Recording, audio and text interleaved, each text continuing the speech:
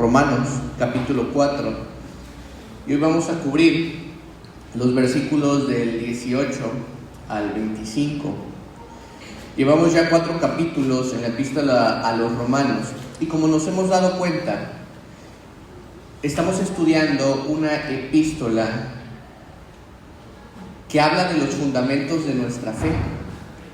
Quiero recordar simplemente como un dato que de todas las epístolas que escribió Pablo, ustedes saben, Filipenses, Tesalonicenses, Colosenses, etc., de todas las epístolas que Pablo escribió, Romanos es una de las cartas en donde se presenta el Evangelio de forma sistemática.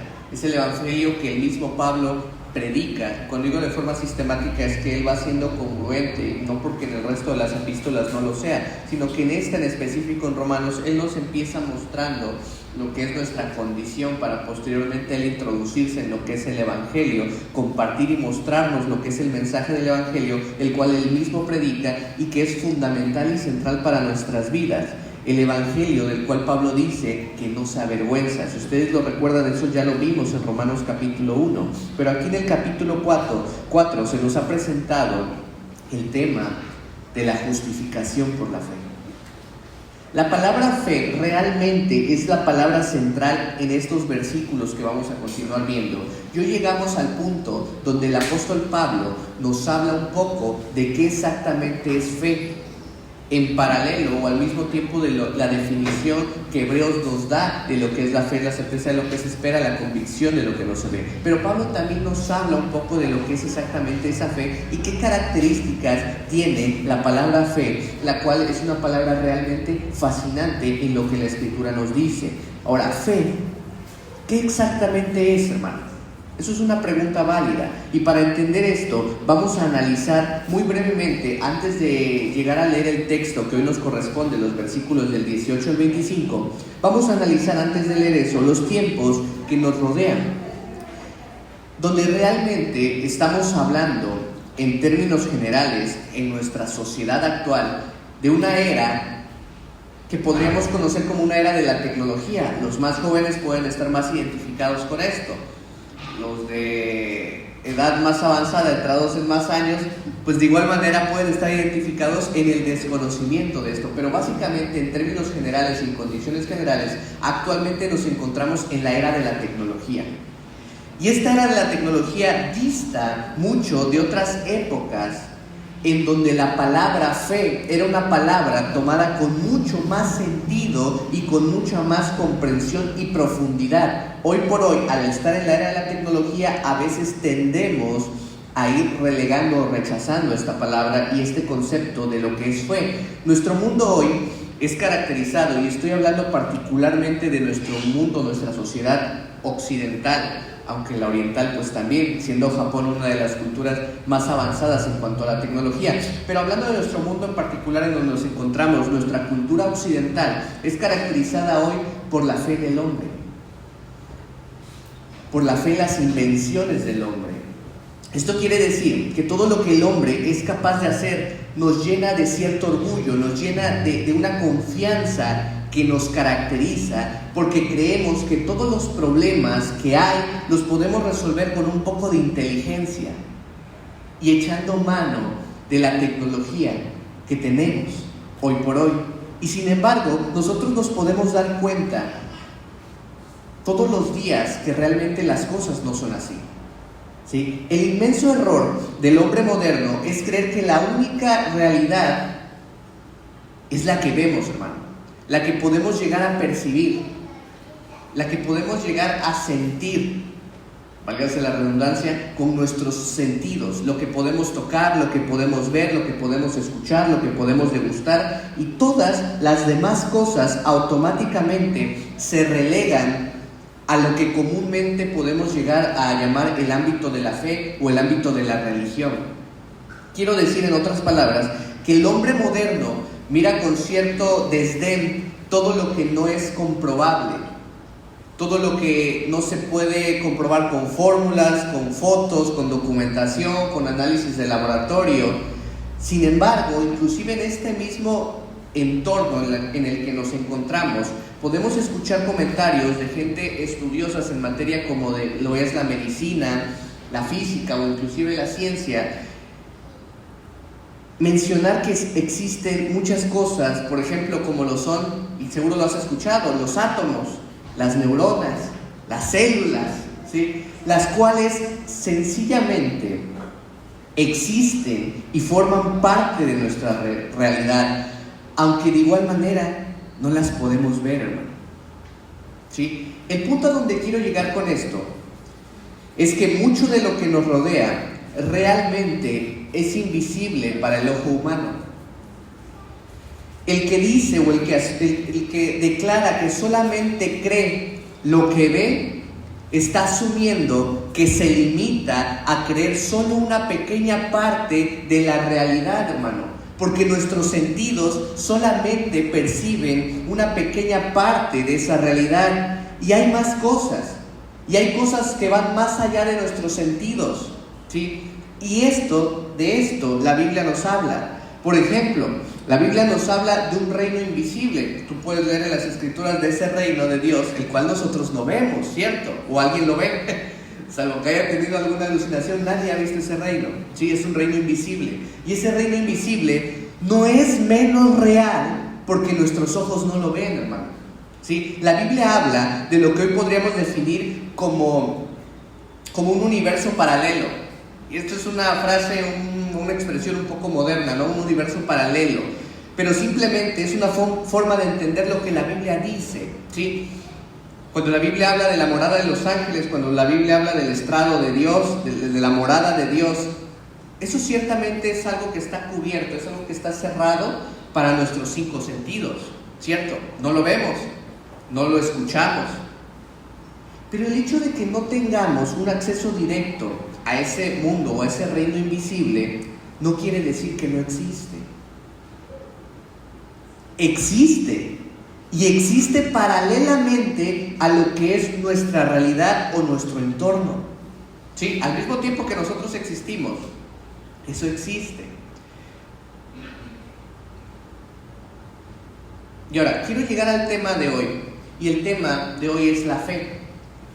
Es precisamente la fe ese instrumento que nos conecta con ese reino invisible, y en ese sentido esto es algo esencial, hermano.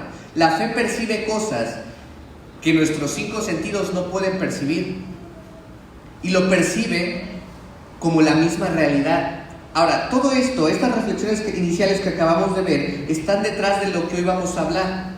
Vuelvo a repetir, el texto del día de hoy es Romanos capítulo 4, versículos 18 al 25. Y voy a leer ahora esos versículos. Se centran en este tema de la fe. Y se centran en el tema de la fe como un instrumento para alcanzar lo que el ojo no ve. Fíjate lo que dice el apóstol Pablo hablando de Abraham. Romanos capítulo 4, versículo 18. Hablando en relación a Abraham, Pablo dice: él creyó en esperanza contra esperanza, o sea, Abraham, para llegar a ser padre de muchas gentes, conforme a lo que se le había dicho. Así será tu descendencia. Y no se debilitó en la fe al considerar su cuerpo, que estaba ya como muerto, siendo de casi 100 años, o la esterilidad de la matriz de Sara. Tampoco dudó por incredulidad de la promesa de Dios, sino que se fortaleció en fe, dando gloria a Dios, plenamente convencido de que era también poderoso para hacer todo lo que había prometido, por lo cual también su fe le fue contada por justicia. Y no solamente con respecto a él se escribió que la fe que le fue contada por justicia, sino también con respecto a nosotros, a quienes ha de ser contada. Esto es, a los que creemos en el que levantó de los muertos a Jesús, Señor nuestro, el cual fue entregado por nuestras transgresiones y resucitado para nuestra justificación. Vamos a orar, hermanos. Padre, te damos muchas gracias, Señor, porque tu palabra es viva, verdadera, es eficaz, Señor. Te pedimos que esta mañana seas tú, por medio de tu Espíritu Santo, Padre, el que hable a nuestros corazones, que tu palabra pueda crear convicciones, Señor, que nos puedas, como tu palabra también lo declara, aumentar nuestra fe, Señor, que podamos cada día creer más en las promesas que tú tienes para nosotros, Señor. Te lo pedimos, Padre, no porque lo merezcamos, sino porque te lo pedimos en el nombre de Cristo Jesús. Amén. Bien, hermanos, con estos pasajes, o este pasaje que acabamos de terminar de leer, concluye la ilustración de Pablo basada en la vida de Abraham como el ejemplo supremo de la fe salvadora en el Antiguo Testamento. Vamos a hablar un poco de las características de la fe de Abraham, y este es el primer tema que sale en estos versículos que acabamos de leer. Pablo acaba de explicarnos que somos salvos por la fe y no por las obras que podamos llegar a hacer. Y él puso algunos ejemplos de esto, y ahora la pregunta es, ¿de qué tipo de fe estamos hablando? ¿Cuáles son las características de esa fe? La fe que nos salva es la fe en el Dios de las Escrituras, y es la fe que tuvo Abraham, ¿sí? La primera característica que podemos observar en los versículos 18 y 19 y es la fe que cree contra todo lo que parece razonable. Esa es una de las características de la fe que Abraham tuvo en este momento. Y esto es muy importante, porque cuando digo razonable, no quiero decir entonces con esto que la fe es irracional, sino lo que quiero decir es que la fe mantiene sus convicciones percibiendo las cosas que el mundo no percibe. No se trata de tener fe o de creer por creer o de una fe irracional, sino lo que estamos viendo es que el tipo de fe que Abraham tenía es una fe que lograba percibir cosas que el mundo no percibe a simple vista. Y tenemos el ejemplo de Abraham, en el que se ejemplifica de cierta manera lo que es la fe. Por eso también a Abraham se le llama el padre de la fe. Todos sabemos, hermanos, que Abraham tenía sus momentos de debilidad. Por supuesto que no era perfecto, ¿sí? Tenía sus momentos cuando las cosas parecían no ir tan bien. Pero una cosa que destaca en la vida de este hombre es su fe inquebrantable en las promesas del Señor. Eso es lo importante, hermano, no su fe en ciertas cosas, sino su fe en las promesas de Dios. Cuando tenía 70 años, Abraham sale de Ur de los Caldeos, la cual es una ciudad con un ambiente, podríamos llamarlo, internacional, ya que era el cruce donde muchas caravanas se podían llegar a ver, ¿no? Y Abraham, de cierto punto, brindaba agua a los camellos, la forma de transporte de aquel entonces. Era una ciudad que se podría decir como una ciudad internacional, ¿sí? Era una de las culturas más importantes de su momento. Salir de esa ciudad para irse a un lugar desconocido no debe haber sido nada, absolutamente nada fácil. Es como si saliéramos de una ciudad bonita para únicamente ir hacia el desierto. Y Abraham lo hace porque Dios se lo pidió. Esto simplemente es lo más esencial de la fe, porque va en contra de todo lo que parece, y digo parece razonable, no lo que es razonable. La fe no va en contra de la razón, sino lo que parece razonable. ¿Por qué? Fíjate, hermano, Abraham y su familia eran personas muy bien conocidas en Ur de los Caldeos. Eran ricos, eran personas que obviamente gozaban de un estilo de vida muy cómodo, de lo más cómodo que se puede imaginar. Pero aún con todas estas características, ellos estaban a punto de ser incluidos en creencias a dioses ajenos. Básicamente estaban a punto de hundirse en la idolatría. Y es en ese momento cuando Dios le dice a Abraham: sal de la ciudad. Y nosotros no leemos ni una sola palabra que Abraham le haya argumentado a Dios en contra, como: Dios, oye, estoy establecido, Dios, soy bien conocido, Dios, ese es un punto central, Dios, esta ciudad es buena. Al ser un hombre de muchos bienes, indudablemente Abraham dejaba unos cuantos atrás de sus bienes, pero tomaba los que podía y se ponía en marcha. Y de esta forma él mostraba así su fe en las cosas que Dios le había dicho o prometido. Abraham lleva el tema de la fe prácticamente en su propio nombre, ¿sí? Abraham, de la forma escrita A-B-R-A-M, Abraham, en el idioma hebreo significa Padre exaltado. Es lo que significa el nombre de Abraham. Ahora, para un hombre, hermano, que no tiene hijos y que ya está sobre los 70 años, podía ser complicado creer la promesa de un hijo, ¿sí? Desde el punto de vista que salías de tu ciudad para encontrarte con gente que continuamente te iba a preguntar por tus hijos. Era natural, tú ibas de repente a ir marchando, ibas a ir peregrinando, te ibas a encontrar gente, y esa gente pues naturalmente que te iba a preguntar por tu familia. Posiblemente nos podemos imaginar que esto fue una lucha diaria para Abraham, un punto sensible en su vida y sin duda fue una prueba para su fe. Podemos imaginarnos a Abraham saliendo de Ur de los Caldeos, caminando por el río Éufrates hacia el norte, dirigiéndose hacia la tierra de Harán. Y en ese camino él se pudo encontrar con otras caravanas. Recordemos, él pudo haber tomado algo de su ganado. Eso es una caravana, un cúmulo de personas, de cosas que van hacia otro lugar. Él pudo haberse encontrado con otras caravanas y en el encuentro estas otras personas le pudieron haber preguntado por su nombre. Y Abraham contesta: yo soy Abraham, que significa Padre exaltado. La pregunta lógica es: oye Abraham, qué magnífico está tu nombre, ¿cuántos hijos tienes? Y la respuesta año tras año tras año habría sido la misma: ningún hijo. Ese nombre extraordinario se vuelve en contra de él, ¿sí? Realmente es casi ahora como una burla. Indudablemente, aquellos que se encuentran con el Padre exaltado, con Abraham, que no tenía hijos, solo un chiste o una burla podían referir hacia él. Años más tarde, cuando tenía 99 años, Dios le anuncia el nacimiento de Isaac. Y es el momento cuando Dios le cambia el nombre de Abraham a Abraham, ¿sí? Ahora, el nombre de Abraham significa padre de una multitud.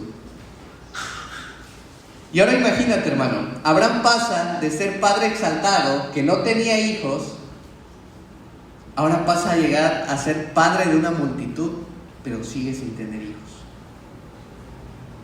Imagínate que se encuentra otra vez con esa gente en la caravana que le pregunta: oye, creo que nos vimos hace un par de años, ¿no? Te vi como cuando tenías 70 años, ahora tienes 99. ¿Qué ha sido de ti? Eres Abraham, ¿cierto? Es tu nombre. Y posiblemente ahora le haya dicho: sí, soy yo mismo, pero hay un pequeño cambio en mi nombre. La persona: ah, sí, ¿cuál es? ¿Y qué ha cambiado? Bueno, ya no soy padre exaltado, Abraham, ahora soy padre de una multitud, Abraham. Y la persona le preguntó: oye, ¿cuántos años han pasado? ¿No? Debes de haber pasado muchas cosas, seguramente te has casado con muchas mujeres, has tenido muchos hijos, ¿no? Por eso tu nombre ha cambiado. Quizá tus hijos ya no caben en tu tienda, en tu morada. Y Abraham podría contestar: no exactamente. Y la pregunta: ¿cómo? Y le preguntaba: ¿cómo de que no? ¿Cuántos hijos tienes? Y Abraham volvía a contestar: ninguno. Entonces, claro que los comentarios sobre Abraham y sobre su nombre ahora se extienden hacia su Dios también, porque fue Dios el que le cambió el nombre. Y se podría pensar: ¿qué tipo de Dios hace este tipo de cosas? Le cambia el nombre solo para que se burlen ahora más de él. Y estamos viendo un poco de esta historia, hermanos, simplemente para darnos cuenta de que lo que Abraham lleva en su nombre realmente tiene que ver con este tema de su fe. Porque nos damos cuenta de una cosa, que a pesar de los escarnios y a pesar de cometer ese error que Abraham tuvo, todos lo sabemos, en el capítulo 16 de Génesis, al querer ayudar a Dios a cumplir sus promesas, él siguió firme en la confianza hacia Dios. Y la pregunta ¿es razonable que un hombre a los 99 años crea que Dios finalmente será capaz de cumplir su promesa referente al nacimiento de un hijo? Porque esa era la cuestión, ese era el dilema que Abraham estaba enfrentando, esa era la pregunta, esa era la promesa de Dios hacia Abraham, el padre de una multitud.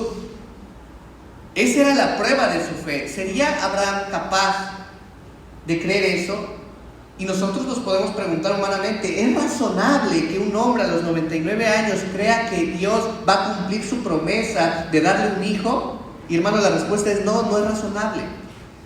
No lo es según lo que el mundo entiende de la palabra razonable. Pero razonable tampoco es que ese mismo Dios le pida a Abraham llevar a su propio hijo, Isaac, el cual era el hijo de la promesa, el cual había venido 99 años después de lo que Abraham había esperado, que lo llevase al monte y que estuviera dispuesto a sacrificarlo, sabiendo que con esto la única escapatoria para que la promesa de Dios fuese cumplida es que Dios levante a ese niño una vez que Abraham lo hubiese matado con sus propias manos para sacrificarlo a Dios. Entonces, lo que Abraham creía es que Dios le resucitaría. El mismo Dios que dijo: hágase la luz, en las creencias de Abraham, era que ese mismo Dios podía hacer que Isaac volviese de nuevo. Y eso, hermano, es una fe inquebrantable, que va en contra de todo lo que parece razonable para el mundo. Y Dios se lo dice a Abraham en el capítulo 18 de Génesis, versículo 14. Dios le dice a Abraham: ¿hay para Dios alguna cosa difícil? Y ahí está el tema central de lo que estamos considerando en este momento. Porque la fe, hermano, ve claro lo que el ojo, nuestros sentidos, no perciben. Hay cosas muy curiosas que nos ayudan a entender un poco mejor esto de lo que estamos hablando. Existen distintos tipos de aves. Entre esos distintos tipos de aves existen aves que cazan ratones. Por ejemplo, los halcones. Y los halcones, desde una altura más o menos de 150 a 200 metros de altura, son perfectamente capaces de cazar a un ratoncito del suelo. Lo ven desde arriba. Pero lo asombroso de este tema es que, en primer lugar, lo que ven las aves antes de ver el ratón es la orina del ratón. ¿Y cómo puede ver el halcón desde arriba? Porque el halcón lo que ve es un espectro. Y con espectro se dice algo espiritual, ¿no? El espectro de luz, hermano, del sol pegando contra la orina. Y lo que el halcón logra ver es un espectro de luz, ¿sí? Y ese espectro, para el ojo humano, no es visible. Es decir, tú y yo no lo podemos ver, pero el ave sí. ¿Y sabes qué? Cuando el ave lo ve, entonces empiezan a tomar acciones, pues, sus movimientos para cazar al ratón. Y esto no es una clase de comportamiento de animales, pero me resultó muy curioso ese dato, ¿sí? Obviamente ese halcón es capaz de ver algo que nosotros no vemos, y algo importante, de eso vive, porque esa es la manera en la que caza. Ahora, de igual manera el creyente es capaz de ver algo que una persona, la Biblia lo llama un hombre natural, no ve. Y el creyente de eso vive también. Y eso es curioso, esa es nuestra especialidad, hermano. Nuestros ojos de fe ven cosas que otros no ven porque están ciegos, pero nosotros las vemos. Para nosotros el mundo invisible se ha abierto, vemos cosas porque Dios nos lo ha revelado, no porque tengamos esa capacidad, hermano. Digamos como el halcón lo tiene como un regalo innato, nosotros no. Para nosotros es un regalo de Dios, es lo que Dios nos ha dado, es su palabra. Y por lo tanto, Abraham lo vio clarísimo. Él confía en lo que Dios le ha dicho, así de sencillo. De forma literal y de forma tajante, Dios ha dicho, y según Dios ha dicho, Abraham empieza a actuar. Estoy hablando a creyentes, y creo que a todos nos ha pasado en algún momento que hay gente que se ríe de nosotros, ¿sí? Se ríe de nuestra ingenuidad de creer en un libro muy antiguo, en un libro escrito por hombres, y que nosotros creemos que ha sido revelado. Se burlan a veces de forma intencional, de forma abierta, y a veces de una forma un poco más refinada. Pero se burlan de que tomamos en serio esa creencia, ¿sí? Ustedes saben perfectamente de lo que estoy hablando. Y lo que realmente pasa, hermano, es que nuestros ojos de fe ven cosas que para ellos son invisibles, para ellos son absurdas, que para ellos son locura.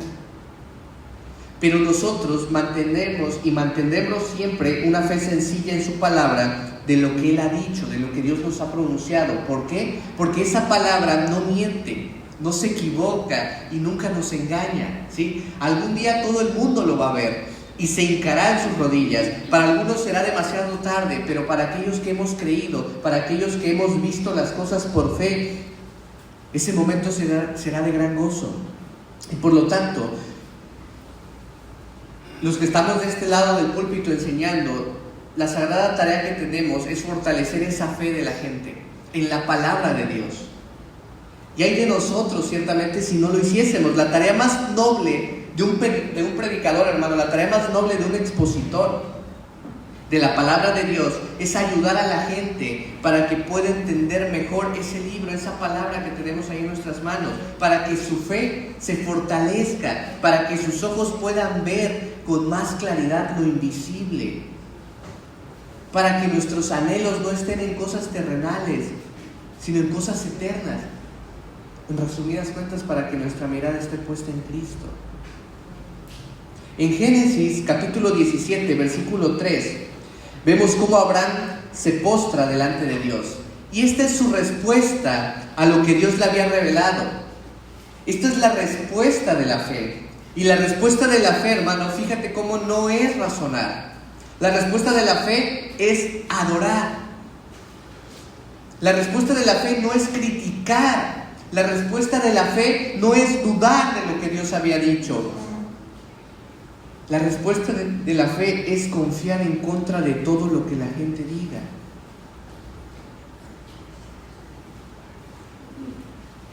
Y esto es una cuestión vivencial para nosotros, ya que continuamente estamos escuchando a gente que nos dice que las ciencias están contradiciendo la Biblia. Tú sabes, alguno de los argumentos de las personas con las que hablamos es: oye, pero es que no se puede comprobar lo que la Biblia dice. Oye, es que la física ha dicho. Oye, es que la paleontología ha dicho. Oye, es que la Tierra tiene más de cientos miles de millones de años, etcétera, ¿no? Entonces, la gente comúnmente está diciendo, o nosotros estamos escuchando, que parece que las ciencias están contradiciendo a la Biblia. Y la pregunta que surge es: ¿con qué nos vamos a quedar?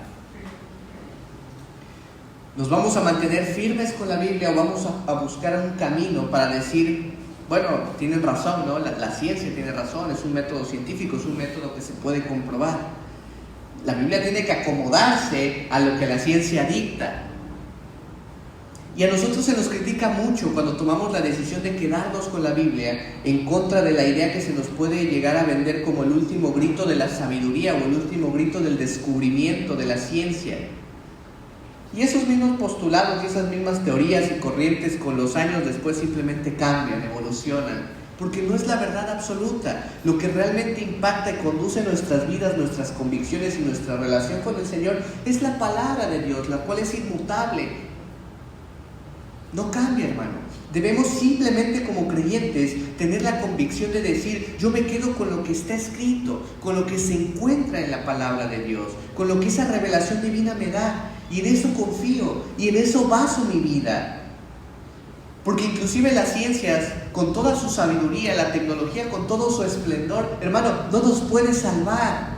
La Biblia nos dice que Dios proveerá, ¿cierto? Lo menciona como Jehová Jireh, Dios proveedor. Ahora, para poner un ejemplo, hermano, si Dios provee, ¿vamos a tener que ayudar a Dios para que nos provea a nosotros? Por ejemplo, en cuestiones de cuando la gente llega a la iglesia, tenemos que usar técnicas de marketing, técnicas de la tecnología, tenemos que utilizar Facebook Ads, tenemos que utilizar anuncios, tenemos que hacer propaganda para que la gente llegue aquí. ¿No sería simplemente más sencillo, prudente, sabio y sensato confiar en el Espíritu Santo? Que dicho va de paso, lleva más de 2000 años haciendo un trabajo tan excelente como Él mismo lo había prometido, el cual es atraer a la gente a la iglesia, a los que han de ser salvos, como el libro de los Hechos lo declara. Dios proveerá. Eso también es una promesa para el creyente individual, hermano. Es una promesa para ese creyente que en primer lugar busca el reino de Dios. Y Dios proveerá, no de cualquier capricho, hermano. Dios proveerá no de lo que se nos antoje, sino que proveerá lo básico: comida, bebida, vestido, sustento. Los demás son regalos especiales de Dios, pero Dios cumple sus promesas, hermano. La Biblia nos dice que el que está en Cristo, nueva criatura es. Así, sencillo. Tienes un antes y un después. El que está en Cristo, nueva criatura es. Entonces, vamos a buscar y confiar en técnicas de autogestión, de autodeterminación, de autodominio, para buscar remedios y suplantar la consejería bíblica por técnicas de lo último en la psicología moderna o en esas áreas. Obviamente, hermano, lo que hace falta es una clara aplicación de la palabra de Dios. Es todo. Vamos a dejar todo ese campo a técnicas seculares, cuando a veces simplemente la cuestión es: ¿confío en lo que Dios ha dicho o no? Eso es todo, hermano. En eso se podría resumir todos los problemas que podemos llegar a tener. ¿Confío en lo que Dios ha dicho o no? Lo que hoy tenemos realmente es una gran confusión, también dentro de la iglesia. Y esto es simplemente porque no estudiamos, hermano, porque desconocemos, porque no está presente lo que dice la palabra de Dios. Y con base en esto, entonces, con base en este desconocimiento y en esta ignorancia, entonces surgen muchos problemas que serían evitables. La Biblia nos dice que matar a un niño antes de su nacimiento es homicidio. La Biblia nos dice que las relaciones prematrimoniales, extramatrimoniales y homosexuales son pecado. Entonces la pregunta es: ¿vamos a acomodar nuestra forma de entender la Biblia a lo que ahora se nos dice desde altas esferas? Porque realmente es así como van permeando las ideas o los movimientos o las agendas. Vamos a cambiar lo que la Escritura nos enseña, lo que la palabra de Dios nos dice, por lo que las esferas de las políticas nos dictan. La palabra de Dios es eterna, hermano. Los políticos a veces pueden durar 4 o 6 años dependiendo de su cargo, pero sin duda alguna llega su fecha de caducidad. Vamos a tener que adaptar nuestras creencias, nuestras formas de vivir, nuestra fe, según lo último que se nos dice que debemos creer. Y básicamente este tipo de ideas pueden llegar a permear, como coloquialmente decimos, hasta la cocina de nuestra iglesia, para decirnos lo que tenemos que creer. Es triste ver cómo iglesias han cambiado su doctrina, han cambiado su profesión de fe, su declaración de fe, por la presión que es ejercida por parte de la cultura y el gobierno. Hermano, esto es claro, es lo que la Escritura dice, eso es todo. Y creo que este momento es cuando la iglesia, con claridad y con convicción, tiene que decidir tener fe en lo que está escrito, tener fe en la Escritura.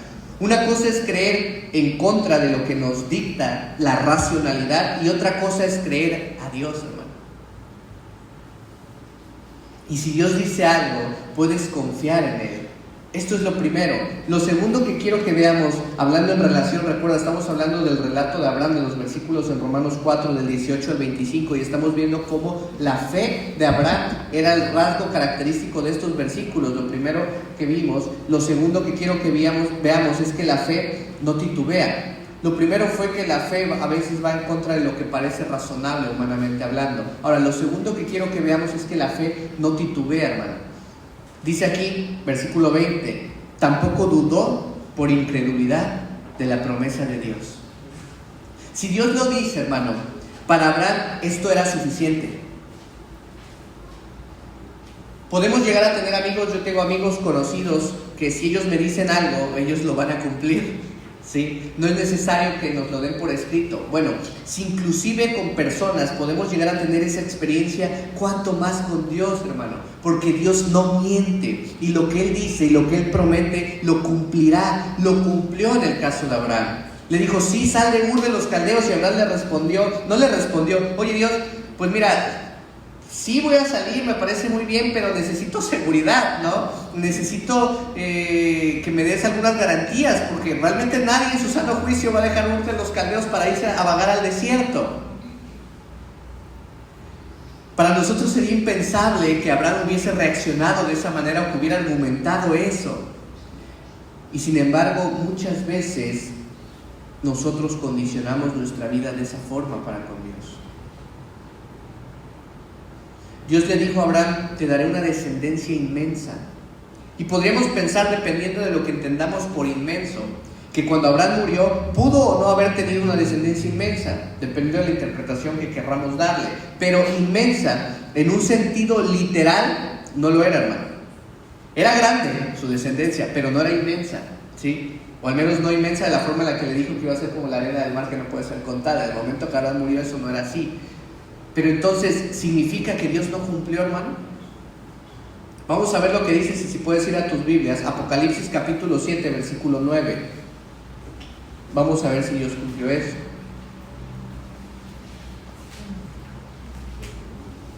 Apocalipsis capítulo 7, versículo 9, dependiendo de la interpretación, de la versión de la escritura que tengas, pero la que yo tengo dice una inmensa multitud.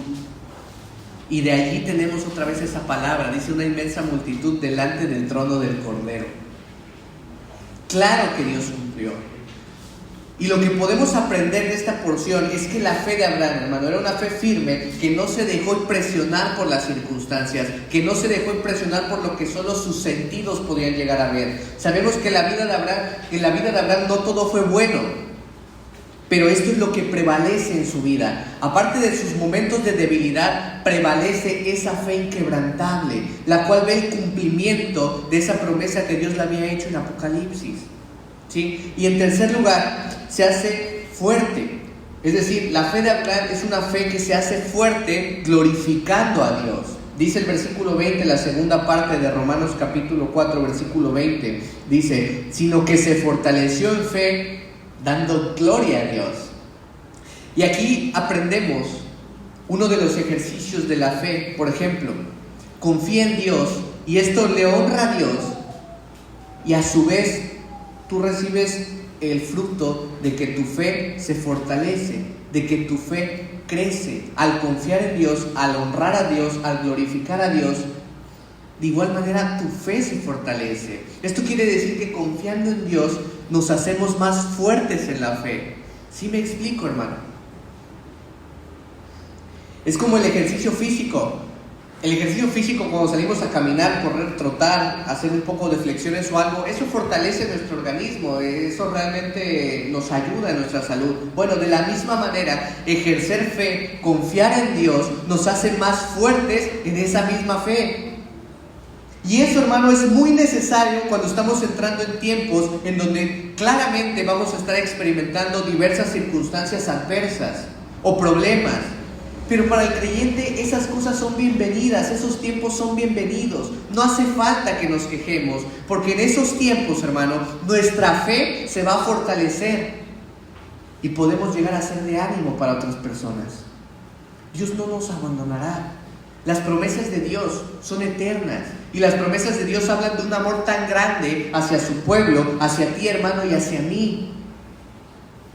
Encuentro una forma de definir la fe que a primera vista podría parecer un poco ortodoxa, pero es bello ver cómo el mismo apóstol Pablo lo expresa en el capítulo 27 del libro de los Hechos, el versículo 25. Tú recuerdas ese pasaje, también en algún punto ya lo estudiamos. El contexto que está ahí en Hechos, capítulo 27, versículo 25, es de una tempestad. Están en un barco y están a punto de naufragar, está pegando toda la tempestad contra ese barco, y entonces Pablo, en una revelación especial, ve o escucha que nadie de ese barco va a perecer.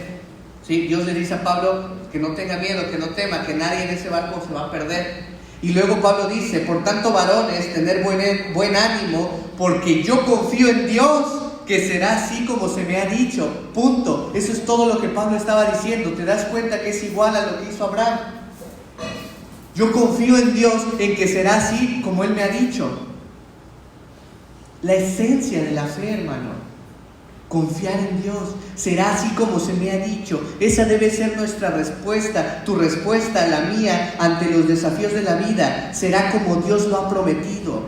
Y Dios nos ha prometido muchas cosas, y esa es la razón por la que la fe puede descansar en donde otras personas pueden pasar noches sin dormir. Porque la confianza no está en nosotros, la confianza no está en los recursos, la confianza no está en las circunstancias, la confianza no está en los conocidos, la confianza está puesta en Dios, en que Él lo va a hacer como Él lo ha prometido.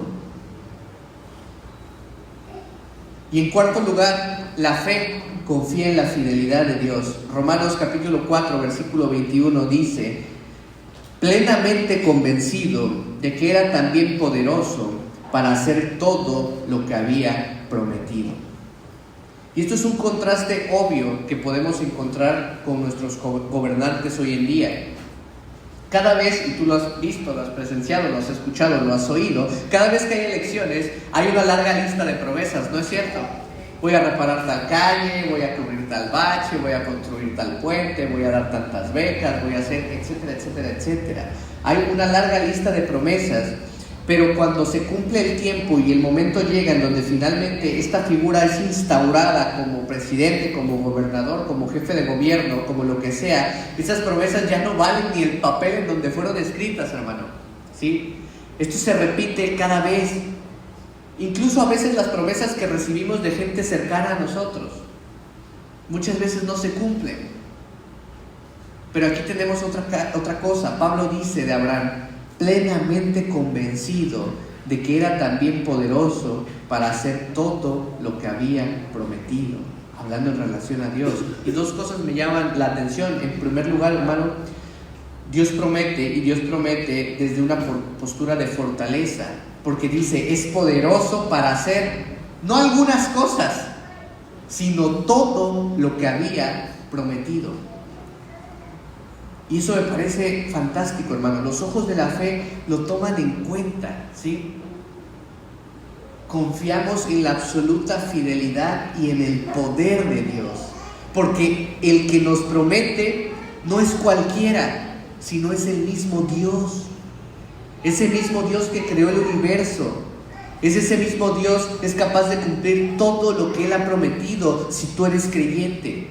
La Biblia está llena de promesas que se aplican a ti y a mí, hermano, y todas se van a cumplir. No se va a perder ni un detalle, nada. Todo será cumplido porque el que lo prometió es Dios.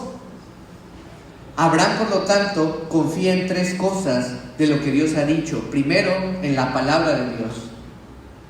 En segundo lugar, Abraham confía en el carácter de Dios, porque Dios es fiel y Dios es amor. Y en tercer lugar, Abraham confía en el poder de Dios. Esos tres elementos, hermano, nos ayudan a ejercer confianza. Y esto la Biblia lo llama fe. Porque nosotros servimos a un Dios que no engaña, un Dios que no miente, un Dios que no es sádico, al que le encanta traer todo tipo de desgracias sobre nosotros para reírse desde arriba. No, hermano. Ese es el Dios que el mundo pinta, ¿no es cierto? Cuando las personas dicen, oye, pero si Dios existe, y si Dios es amor, y si Dios es lo que tú dices, ¿por qué hay guerra? ¿Por qué hay hambre? ¿Por qué hay esto? ¿Por qué hay el otro? Esa es la forma en la que el mundo pinta a Dios. Pero ese no es el Dios de las Escrituras. Dios se ríe, dice el Salmo 2, no de los suyos, sino se ríe de los poderosos, de lo que se creen que ellos mismos como dueños de su propio destino y del mundo. Pero Dios jamás se reirá de los suyos. Y esto lo vemos, hermano, porque ese mismo Dios dio a su Hijo unigénito para morir en una cruz, precisamente por los suyos, precisamente para asegurar el cumplimiento de todas y cada una de sus promesas. El resultado de la fe de Abraham lo vemos en el versículo 22, Romanos capítulo 4, versículo 22, donde dice, por lo cual también su fe le fue contada por justicia. Abraham no tenía que hacer nada, no tenía que demostrar nada, no tenía que pagar nada, no tenía que comprobar nada, solo tenía que creer. Y eso también se aplica a ti y a mí, hermano. Y eso se llama fe, confianza, porque sabemos que ahí está nuestro Padre y que siempre nos va a tener en sus brazos. Eso es una forma de poder enfrentarnos con las contrariedades de la vida y enfrentarnos con mucha tranquilidad, sabiendo que la soberana voluntad de Dios está en control de todo, hermano. La importancia de la fe es un ejemplo tanto en el Antiguo Testamento como en el Nuevo Testamento. Dice el versículo 23, y no solamente con respecto a él se escribió que le fue contada, versículo 24, sino también con respecto a nosotros, a quienes ha de ser contada, esto es, a los que creemos en el que levantó de los muertos a Jesús, Señor nuestro. Versículo 25, el cual fue entregado por nuestras transgresiones y ha resucitado para nuestra justificación. El mismo principio de Abraham se aplica a nosotros, hermano. No ha cambiado nada en cuanto al principio, solo el contenido. E incluso nosotros hoy sabemos más que Abraham. Abraham solamente sabía una pequeña parte. Abraham no sabía más allá de lo que iba de Génesis 24, hermano, pero nosotros tenemos el resto, otro libro medio más de Génesis, más 65 libros más. Y en esos libros hay tantas cosas que Dios ha revelado. Y esto hace inclusive que para nosotros sea más fácil confiar en este gran Dios. ¿Cómo sabemos que Dios cumple?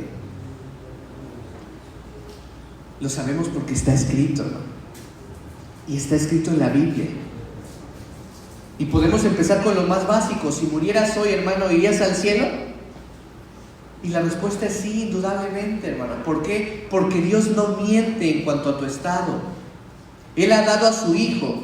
Y si tú crees en el Hijo de Dios, en nuestro Señor Jesucristo, y crees que Él murió en tu lugar pagando tus pecados, y crees que Él resucitó, que Él vertió su sangre y que al tercer día resucitó, y lo crees de todo tu corazón, tienes un nuevo nacimiento, y entonces la Biblia dice que eres salvo. Pero eres salvo porque esto no puede venir de ti, como se lo dijo a Pedro. Esto no es de carne y de sangre, sino eso te lo ha revelado mi Padre que está en los cielos, ¿sí? Ahora, de la misma manera se aplica ese principio a aquel que todo lo rechaza. Aquel que le parece una cosa ridícula a la Biblia. La Escritura dice muy claramente que esa persona no tiene esperanza. Vive sin Dios y finalmente va a acabar en el lago de fuego y azufre. Y va a pasar el resto de la eternidad sin Dios, sin la posibilidad de cambiar su estado, y eso es algo terrible. Existe, hermano, tanto la certeza de la salvación como la certeza de la perdición. Solamente que de esto se habla muy poco. Una persona obstinada en seguir su camino sin Dios va a acabar su vida en tinieblas, va a acabar su vida sin luz, y eso durará para siempre. Y eso también es una seguridad absoluta, hermano. Confiamos en las promesas de Dios. Eso es lo fundamental de nuestra vida. Confiamos en lo que Él ha prometido, confiamos en la muerte de Cristo, porque es un hecho, y además confiamos en su resurrección. Aquí dice, el cual fue entregado por nuestras transgresiones y resucitado para nuestra justificación. Confiamos en la resurrección de Cristo. Estamos empezando, tú lo sabes, estas fechas está empezando lo que se conoce como la Semana Santa. Y con toda la parafernalia que esto incluye, de un Cristo que tiene que ser llevado por la calle, que tiene que ir de rodillas, que tiene que caer, que tiene que ir cargando una cruz. No voy a entrar en más detalles de esto, lo conocemos. Esas imágenes realmente no son para un creyente.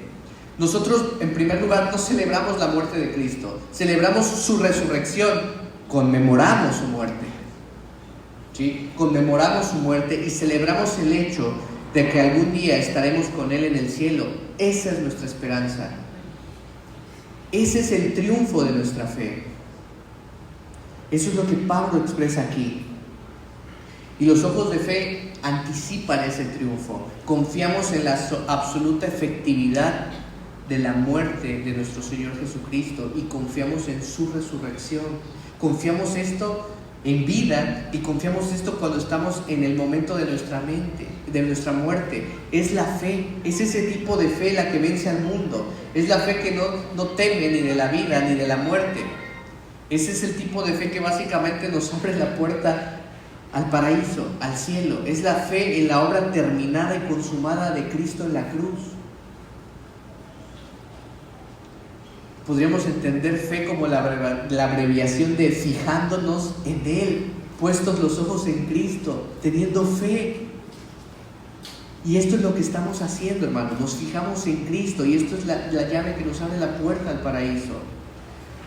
Querido hermano, querida hermana, me gustaría que pudiésemos empezar esta semana, que se conoce como la Semana Santa, con esa absoluta seguridad de la fe y que Dios cumple todas y cada una de sus promesas.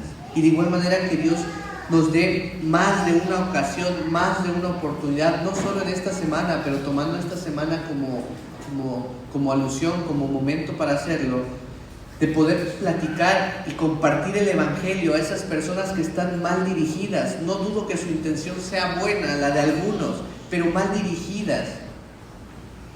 Está mal dirigida su fe. Están poniendo su fe en cosas equivocadas. Que Dios nos permita poder compartir el Evangelio, poder compartir la razón de nuestra fe con esas personas, porque es ese tipo de fe la que no exige ninguna tradición, la que no exige ningún pago, la que no exige absolutamente nada, la que es completamente gratuita, dada por Dios, la que es el medio para salvación, porque por gracia somos salvos por medio de la fe, y esto no de vosotros, pues es don de Dios. Vamos a orar, hermanos. Padre, te damos muchas gracias, Señor, porque tu palabra es tan profunda, Señor, tan vasta.